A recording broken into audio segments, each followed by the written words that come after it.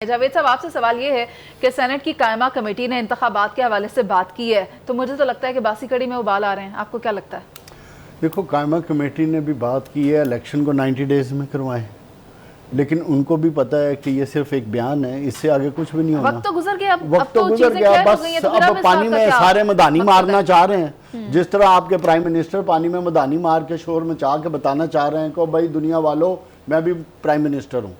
इससे ज़्यादा मुझे नहीं समझ आती कि एक प्राइम मिनिस्टर जिसने सिर्फ डे टू डे पाकिस्तान के मामलात को चलाना है, तो वो अपने आप को इतने किस्मत से बानी गए, तो अब वो साबित ये करना चाहते हैं कि मैं बहुत ही पढ़ा लिखा और दूसरा मेरे अंदर इंटेलेक्चुअलिज्म इतना ज़्यादा है कि मैं दुनिया के हर टॉपिक पे बड़ी परफेक्ट गुफ्तगू कर सकता हूँ। बुनियादी तौर पे ये इस लेवल की गुफ्तगू, और जिस तरह वो कश्मीर के ऊपर, इंटरनेशनल अफेयर के ऊपर आपने देखा होगा माजी में जिस तरह इसराइल के हवाले से उन्होंने बात की, मतलब प्राइम मिनिस्टर को जेब नहीं देता। और इंटरिम प्राइम मिनिस्टर हैं ये, इनको वो आपने बिल्कुल ठीका जाना भी नहीं बनता था। और फिर इलेक्शन के ऊपर बात करना, इनको इतना सिर्फ कहना चाहिए था कि भाई ये काम इलेक्शन कमीशन का है, जब इलेक्शन कमीशन कहेगा हम उसको तमाम एडमिनिस्ट्रेटिव सपोर्ट देंगे, बस दैट्स इट। जो पैसे चाहिए होंगे वो पैसे देंगे। लेकिन ये कमेंट करना कि इस पार्टी को माइनस हो सकती है, ये लीडर प्लस हो सकता है, ये उनका काम नहीं बनता, उनका मैंडेट ही नहीं और है। जानबूझ के फजूल में अपने आप को कंट्रोवर्शियल कर रहे हैं। लेकिन वो कंट्रोवर्शियल बेचारे इसलिए कर रहे हैं कि वो आउट ऑफ एक्साइटमेंट, वो प्राइम मिनिस्टर बन गया ना, सेल्फी वो सेल्फियों के चक्कर में और एक्साइटमेंट के चक्कर में उनको ये नहीं समझ आ रही कि किस टाइम पे मैंने क्या स्टेटमेंट देनी है और मेरा ऑब्जेक्टिव क्या। सो बुनियादी तौर पे उनको एक और भी मसला आ रहा है। मसला ये आ रहा है कि उनके पास तो अख्तियारात हैं इतने ज़्यादा, लेकिन इस्तेमाल करने की सलाहियत नहीं है, क्योंकि इस्तेमाल कहीं और हो रहे हैं, कहीं और से होने, जिसकी तरफ आप सब ने इशारा किया। तो वो उसको भी मैं अप्रिशिएट करूंगा, इसलिए कि अपना उन्होंने किबला दुरुस्त रखा है। लेकिन और पाकिस्तान में सर पीजे जिन्होंने अपना किबला दुरुस्त रखा है वो हमेशा फ़ायदे में रहते हैं। जब आप किबले से थोड़ा सा अपना किबला बदलने की कोशिश करते हैं ना, तो जैसे नमाज टूट जाती है, तो इस तरह इक़्तिदार का रास्ता भी टूट जाता है। लेकिन इसमें जो चौधरी साहब ने एक पॉइंट बड़ा इंपॉर्टेंट रेज किया, देखें जब आप एक सेनेटर होते हैं उसका एक level of speech and deliverance कुछ और होती है, बट एज प्राइम मिनिस्टर देखें, वो मैं कह रहा हूँ ना कि एज ए प्राइम मिनिस्टर आप पे रिस्पॉन्सिबिलिटी बढ़ जाती है, आपके एक एक लफ्ज की वैल्यू होती है और उसके डिफरेंट मीनिंग्स तो फिर क्या किया जाए जावेद साहब? तो आपको इस तरह की बात, भाई आपको क्या जरूरत है टीआरटी वर्ल्ड और कभी किसी इंटरनेशनल चैनल पे बैठ के इंटरव्यूज दे रहे हैं स्वाय अपनी मार्केटिंग करने के? मुझे नहीं लगता कोई और ऑब्जेक्टिव है उनका। ठीक है भाई, मार्केटिंग, आपको मार्केटिंग की भी क्या जरूरत है?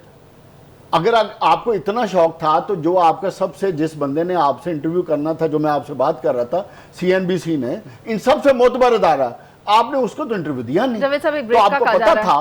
तो इसलिए मेरा ख्याल है कि प्राइम मिनिस्टर को आप माफ कर दें, बेचारे एक्साइटमेंट में ये सारी बातें कर रहे हैं, एडी कोई बेचारों के पास ना अख्तियार है ना उनके कहने पे कुछ होना है।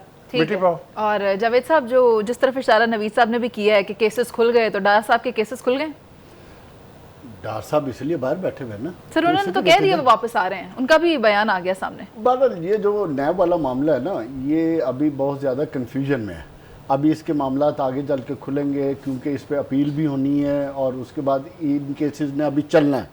तो कौन किस डगर पे बैठता है ये तो वक्त बताएगा। लेकिन जो आपकी तरफ जो आज जो बात हो रही थी मियां नवाज शरीफ के हवाले से और सरफराज बुख्ती साहब ने, देखो उन्होंने क्या गलत बात की। उन्होंने कहा ही इज़ नॉट अ मुलज़म, ठीक है, वो मुजरम हैं और मफरूर हैं, और मुजरम और मफरूर को वैसे ही ट्रीट किया जाएगा जैसे मुजरम और मफरूर को किया जाता है। अच्छा, ये बात तो कर ली उन्होंने, लेकिन उनको ये नहीं पता था कि उन्होंने बादशाह सलामत की शान में गुस्ताखी की है, और उस गुस्ताखी के तौर पे मरियम औरंगज़ेब और राना सनाउल्लाह और फिर जावेद लतीफ़ साहब शुरू हो गए बात करना, और इंतहाई इमेच्योर रिस्पॉन्स। मतलब ये वही तरीका अडॉप्ट हुआ है जो पीटीआई में इमरान खान के बारे में जब गुफ्तगू होती थी कि इमरान खान को अरेस्ट कर लिया जाएगा, ये मुजरम है, इन्होंने करप्शन की है, तो जो पीटीआई के हॉक्स जिस तरह रिस्पॉन्ड करते थे, ये बुनियादी तौर पे इनका प्रॉब्लम है अच्छा, मुस्लिम मरियम लीग औरंगजेब नून का। और जावेद लतीफ की आपने बात की है इश्तियाल अंगेज तकारीर पर, इनको 30 तारीख को तलब किया गया अदालत की तरफ से। इनका प्रॉब्लम यह है कि ये अब कॉपी करना शुरू हो गए पीटीआई को। ये बुनियादी तौर पे इन्होंने पीटीआई को कॉपी करने की कोशिश की है, लेकिन कॉपी करने के लिए अक्ल की भी जरूरत होती है। फिर से कहते हैं अक्ल नकल के इनके लिए पास अक्ल। है नहीं है। पता है कि इनका लीडर मुजरम है, 50 रुपए के स्टाम्प पे मफरूर है, अदालतों में उसके इश्तिहार लगे हुए हैं, अभी अदालत में क्लियर नहीं हुए तो डेफिनेटली वो अरेस्ट होगा। और मैं तो सरफराज बुख्ती साहब पे सलूट करने को दिल करता हूं। अल्लाह की शान, आप इंटीरियर मिनिस्टर हो यार, आपको अपोलोजेटिक होने की क्या जरूरत है, आपको वजाहत देने की क्या जरूरत है। आप चुप करके बैठ जाओ, सुकून से इनको करने दो, या आपस में टकरे मारने दो, आप इनका तो मसला हल हो जाएगा। क्योंकि इनके पास अब करने को कुछ नहीं है। अब इनको पता है कि अवाम के अंदर हमने अगर जाना है तो क्या लेकर जाएं, ये कहानी लेकर जानी है जिसको अब अवाम एक्सेप्ट करने को तैयार नहीं है। तो ये जो जब इमेच्योर आप रिस्पांस देना शुरू कर दें ऐसी बातों पे जिसका रिस्पांस ना बनता हो, तो इससे अंदाज़ा हो जाना चाहिए हमें कि सियासी तौर पे एक पॉलिटिकल पार्टी अपने आप को कितना गिरा चुकी है अवाम के अंदर। और उसका नतीजा ये निकलता है, जब आप अवाम की सियासत नहीं करोगे, जब सिर्फ आइन, कानून और पार्लियामेंट को ढाल बनाकर सिर्फ अपनी जाती सियासतें करोगे, तो फिर आपको इस तरह का भुगतान करना पड़ेगा। ऐसे नतायज आपके सामने ही आएंगे जहां आपकी किसी बयान की कोई वैल्यू नहीं होगी। पहले दरखास्त दायर की जाती है पाकिस्तान तहरीक इंसाफ के वकला की तरफ से कि जो साइफर की समात है उसको अटक से अडयाला मुंतकिल किया जाए, और जब उस पर फैसला आ जाता है तो पाकिस्तान तहरीक इंसाफ के जो चेयरमैन हैं वो अटक से अडयाला मुंतकिल होने से इनकारी हो जाते हैं। इसके अलावा जो साइफर गुमशुदगी केस है उसमें इमरान खान साहब और शाह महमूद के जुडिशल रिमांड में 10 अक्टूबर तक की तौसी कर दी गई है। जावेद साहब क्या देख रहे हैं? पहली बात है, आप अपने अल्फाज का चुनाव ठीक करें। इनकारी नहीं होते, वो ये कहते हैं कि मैं अडयाला जेल में ही कंफर्टेबल हूँ, मैंने अपने आप को एडजस्ट कर लिया। लेकिन अटक जेल में, सॉरी सर ने आपने मुझे कहा अपने अल्फाज दुरुस्त करो, आप अपने अल्फाज देखें। तो मैंने तो दुरुस्त कर लिया ना। हाँ जी। लेकिन उसमें ज़रा टाइमिंग का मसला हो गया, या कह लें कि खान साहब को लेट याद आया।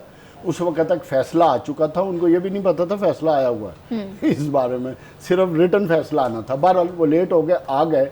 लेकिन इसमें भी खान साहब और अडयाला जेल माशाल्लाह लकी जेल है।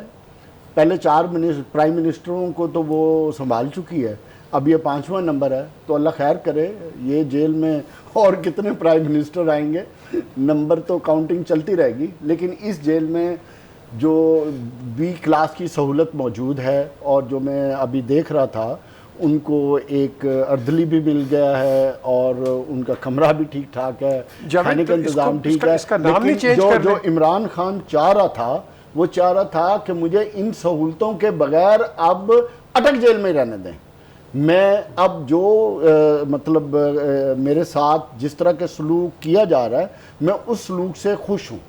वो एक पैगाम देना चाहते थे, लेकिन बुनियादी तौर पे अगेन ये एक सियासत है, ये भी एक सियासत है। ये अपने फॉलोअर्स को, पॉलिटिकल वर्कर्स को ये बताना चाहते हैं कि कठिन हालात में, मुश्किल पीरियड में भी मैं चट्टान की तरह खड़ा हूँ। तो ये जो अडयाला जेल है ये ज़रा कंफर्टेबल है उसकी निस्बत, तो उसमें ला के मुझे नहीं अडयाला कंफर्टेबल जेल है। अच्छा। तो मैं कंफर्ट जोन में, I am not happy with that. बुनियादी तौर पे वो ये पैगाम दे रहे हैं। लेकिन बात यह है कि जब इमरान खान को ये सोचना चाहिए था, जब उनके वकला ने ये एप्लीकेशन दी थी जेल के चेंज करने की, तो ये उस वक्त सोचना था, उस वक्त भी इनको पता था। लेकिन इस स्टेज पे ये बात करना मैं समझता हूँ कि मुनासिब नहीं है।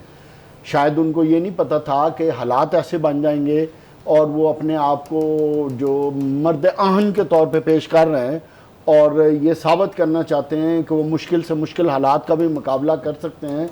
तो उन्होंने अपनी इंड्योरेंस टेस्ट भी कर लिया, देख लिया कि मुश्किल हालात में कैसे सरवाइव करना है।